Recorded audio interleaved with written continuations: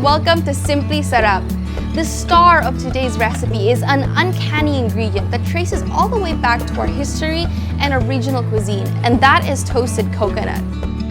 Now, toasted coconuts can be traced all the way back to World War II during the Japanese occupation. Today, we're at Camarines Sur National High School, currently a functional high school building, but one with deep historical roots. This building, Gabaldon Building, was built in 1902 and housed Japanese soldiers during the Japanese occupation between 1943 and 1945. Japanese occupation triggered such hard times across the region that people would resort to eating castañog or toasted coconuts as a meat alternative. So today's recipe is very much more luxurious than it was before. It's called chicken tinutungan, and the first step, of course, is to toast coconuts over a charcoal flame. So this one is basically toasted coconuts, and it's been burnt quite a bit. And I've already had some grated versions here. And we're going to extract the coconut milk. We'll add about a cup of water. So locals used to toast coconut for the sake of preserving it for longer periods of time. So preheat some oil and heat up the pan so we can saute our onions, garlic, and ginger. So add your garlic, add some ginger, and lastly onions. And basically saute them until they're translucent. Okay, at this point, we'll add some pepper, and we can start adding our chicken.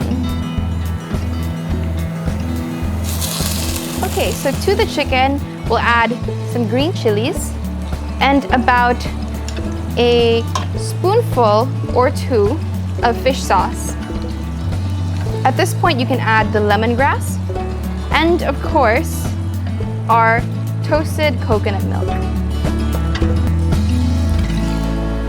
So once you've added all the ingredients, make sure you nestle them in and leave it to simmer for about 5 or 10 minutes, checking on occasion to make sure that you stir it.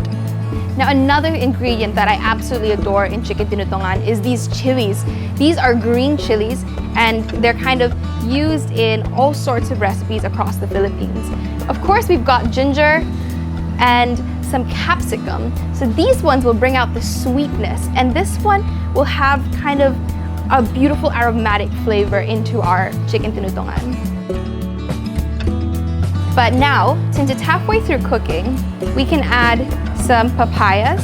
Now we're using a green papaya, but this one is almost too yellow to get that sweet taste. At this point, we'll also add red bell peppers to kind of emphasize the sweetness of our coconut. All right, so we'll cover it again until the papaya is tender. Oh wow, that smells so good. And you can really get that kind of burnt coconutty smell from it and that aroma, especially from the papayas and the bell peppers. Now this is about done, and it's time to plate. It's so nice to get this lovely chicken and these bright summery colors, like the orange from the papaya and the red from the bell peppers. And it really kind of gets the spirit of Bicolano food. So I have here some green chili leaves, and they're just gonna add that extra oomph and flavor and a bit of that green color to highlight all of these colorful summery colors we've got going on. These are bird's eye chilies, and they are super spicy, and we'll just lay in a few here. And just like that, it's a chicken tinutungan, a classic Bicolano favorite. All right, now it's time to taste it. It's so nutty, actually. The coconut milk that's been toasted, it really shines through, and it has a nuttier flavor. I'm so happy. Join me in rediscovering Filipino history and flavors in the next episodes of Simply Sarap. Visit the DFA official sites for more details.